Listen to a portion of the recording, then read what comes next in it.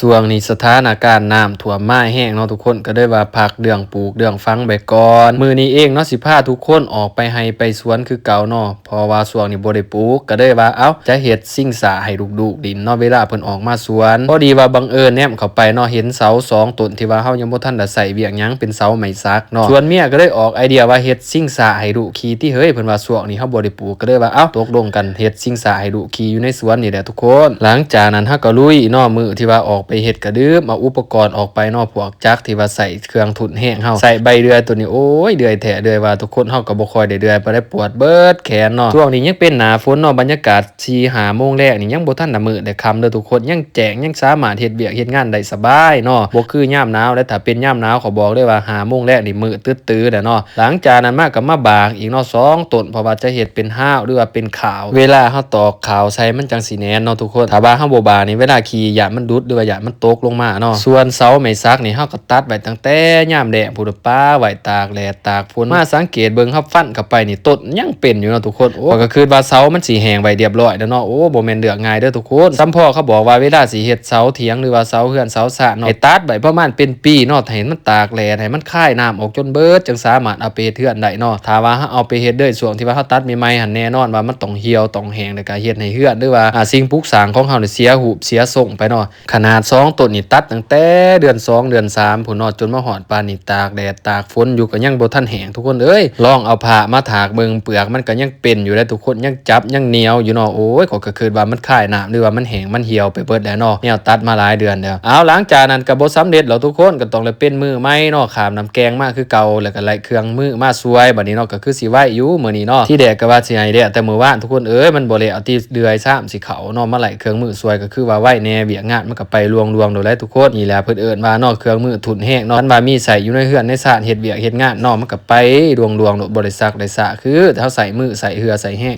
มาฮอดนี่เด้อถือว่าก็ใกล้จะสำเร็จแล้วเนาะสิ่งสะให้ดูขี้นี่เฮาก็มาตัดออกส่วนที่ว่ามันยาวมันเกินมันเหลือเนาะเพื่อว่าเฮาจะยกขึ้นแล้วก็บ่ให้มันหนักเกินไปเนาะโชคดีแน่แต่ว่ามื้อนี้เห็นแสงแลดออกมาเนาะต้นไม้ใบหญ้าก็คือสิไข่แน่หลังจากที่ว่าฝนตกฝนดินมาหลายมื้อเนาะบรรยากาศก็ครึ้มมาหลายวันและเฮ็ดให้น้ำแกงท่วมหรือว่าน้ำค้างหลายจุดหลายบ่อนเอาหลังจากนั้นเนาะก็แล้วมายกขึ้นเนาะไหลพ่อเฒ่ามาช่วยเด้อมื้อนี้เด้อพุ่น2ต้นก็บ่แม่นน้อยๆเด้อทุกคนน้ำหนักนี่หนักเติบได้นี่ไม่ซักซ้ำโอ้เนาะก็โชคดีไปที่ว่าพ่อเฒ่าเพิ่นมาเลี้ยงควายแถวนี่ก็ได้ว่าหาเรามายกช่วยหลังจากยกแล้วเฮาก็สิเอาดินลงฝังไว้เด้อเนาะแต่ว่าให้แน่นก็คือสิบ่แน่นดอกทุกคนเพราะว่าขุดลงไปก็เพาะแต่น้ำเห็นบ่เฮาก็ต้องรอท่าให้ดินมันมั้งหรือว่าให้แหลนมันออกเนาะให้ดินมันเสร็จโตจังสิค่อยแน่นขึ้นไปนะทุกคนจังสิต่ำลงไปเติมแต่เบื้องต้นเฮาเฮ็ดป้าไว้ก็สิบ่ทันอยากให้ไผมาขี่ดอกทุกคนเนาะนับทั้งลูกๆเองก็บ่อยากให้มานั่งปานใดเพราะว่ามันบ่ทันแน่นหลังจากนั้นมาเฮาก็สิมาเลื่อยไม้มานั่งเนาะหรือว่าตัวเฮาสิมาเฮ็ดอู่ได้แปดนั่งมันทุกคนเนาะตัวนี้ก็เป็นแป้นไม้ซักเนาะที่ว่าอยู่ในสวนของเฮาแหละมันเศษมันเหลือเฮาแนมไปเห็นก็เลยว่าเอามาใส่เนาะบ่อยากให้มันเสียถิ่มเปล่าๆนะทุกคนหลังจากนั้นมาก็มาตัดเสือกเนาะเสือกเฮาก็ซื้อประมาณ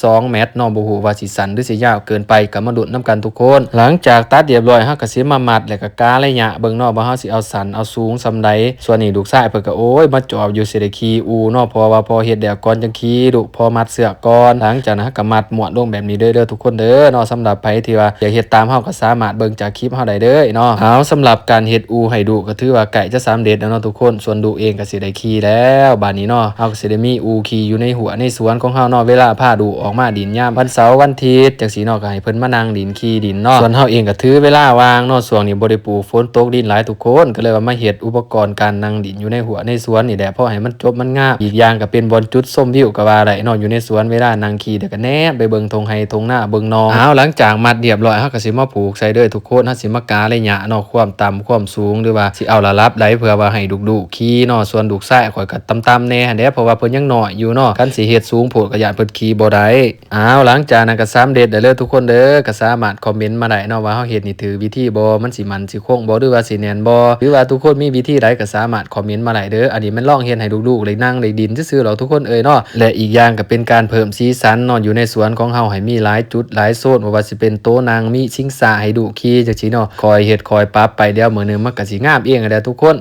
ขอบใจพี่ๆน้องๆเนาะที่ว่าติดตามให้กำลังใจมาตลอดเนาะจังได๋ก็ฝากติดตามกันต่อไปเด้อสำหรับ EP นี้มีเพียงเท่านี้เนาะทุกคนเดี๋ยวมื้อหน้าเฮามาพบกันใหม่ในคลิปต่อไปเนาะว่าเฮาจะเฮ็ดหยังแดอยู่ในบ้านสวนของเฮาเนาะเฮาสิปลูกหยังแดก็ฝากทุกคนติดตามกันใน EP ต่อไปเด้อ